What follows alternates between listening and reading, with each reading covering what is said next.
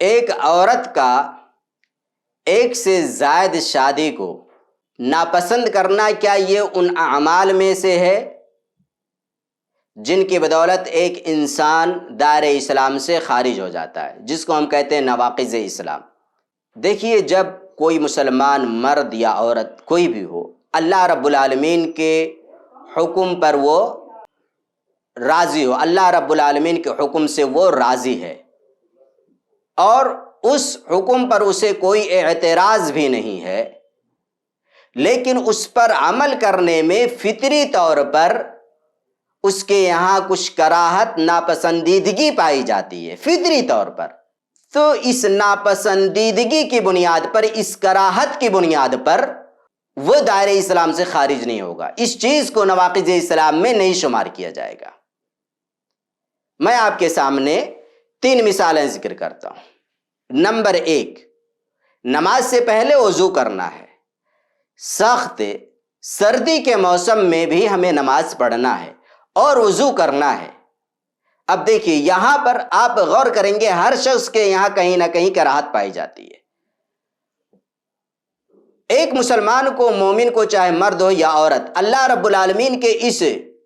حکم پر کوئی اعتراض نہیں ہے، بلکہ وہ اس حکم سے راضی بھی ہے، لیکن ایک فطری طور پر سردی کے موسم میں ٹھنڈے پانی کو چھونا، ہاتھ لگانا، کہیں نہ کہیں انسان کے اندر ایک طرح سے کہہ لیں مشکل، دشوار، ناگزاری جیسی چیزیں آ جاتی ہیں۔ تو کیا ہم کہیں گے کہ یہ جو فطری طور پر ایک کراہت والی چیز آ جاتی ہے، اس کی بدولت انسان اسلام سے خارج ہو جائے گا؟ نہیں۔ دوسری مثال، سخت گرمی کے موسم میں روزہ رکھنا، اور خصوصاً اس وقت جب دن لمبے ہوں،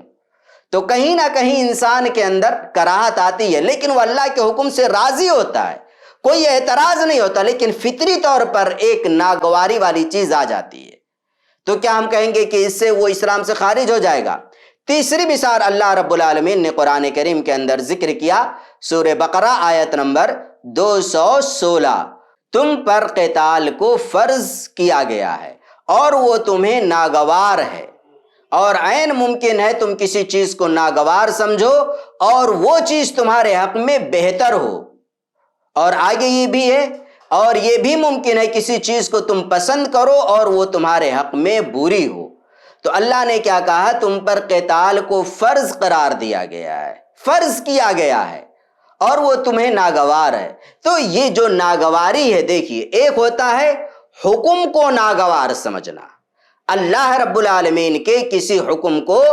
ناگوار سمجھنا، ایک یہ ہے۔ دوسری یہ ہے کہ اس حکم پر عمل کرتے وقت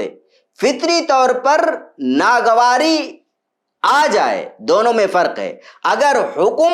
اللہ رب العالمین کے کسی حکم پر ہم ناگواری کا اظہار کرتے ہیں، ناراضگی کا اظہار کرتے ہیں، یا ہم اس پر اعتراض کرتے ہیں، تو یہ صحیح اور درست نہیں ہے۔ لیکن اگر اس پر ہم عمل کرتے ہیں، عمل کرنے کے ساتھ ساتھ میں ہم راضی بھی ہیں، لیکن ایک فطری طور پر ناگواری کی صفت آ جاتی ہے ہمارے اندر، تو اس میں کوئی حرج نہیں ہے۔ چوتھی مثال، جو اصل مسئلہ ہے، ایسے ہی عورت کا مسئلہ ہے۔ ایک عورت اپنے سوتن کو برداشت کرنے کے لیے تیار نہیں، یعنی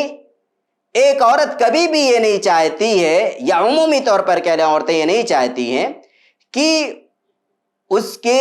جو شریک حیات ہے، اس کا جو شوہر ہے، اس کے ساتھ کوئی دوسری بیوی بھی ہو،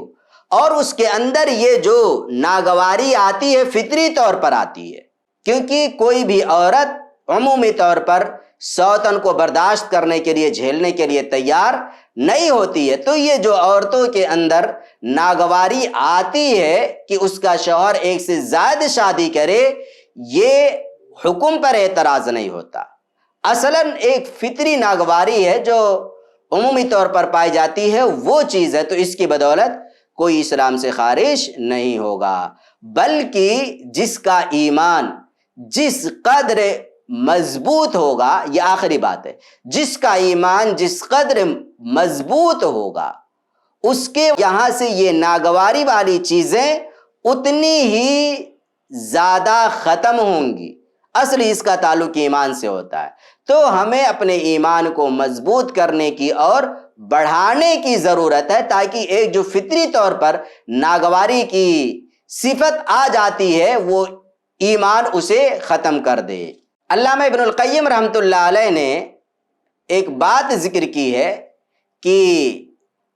کسی بھی حکم سے راضی ہونے کا مطلب یہ نہیں ہوتا ہے کہ اس حکم پر عمل کرتے وقت انسان کے یہاں اس کی طبیعت میں ناگواری نہ پائی جائے، پائی بھی جا سکتی ہے، نہیں بھی پائی جا سکتی ہے۔ اگر اس حکم پر عمل کرتے وقت اس کی طبیعت میں ناگواری پیدا ہوتی ہے تو یہ بات نہیں کہی جائے گی کہ وہ اس حکم سے راضی نہیں ہے، اس حکم سے راضی ہے، لیکن ایک فطری طور پر ناگواری وہ آ جاتی ہے بعض مسائل میں، بعض احکامات میں، تو اس پر یہ فیصلہ نہیں کیا جائے گا یا یہ حکم نہیں لگایا جائے گا کہ وہ اس حکم سے راضی نہیں ہے۔ ایسے ہی فائدہ مند اسلامک ویڈیوز دیکھنے اور منہج سلف پر کتاب و سنت کی تعلیمات کو عام کرنے میں ہمارا تعاون کریں، تاکہ آپ کے لیے ذریعہ نجات، جنت کے حصول کا سبب، ساتھ ہی مال میں برکت و اضافے کا ذریعہ بھی بنے۔ آمین۔ جزاک اللہ خیرن۔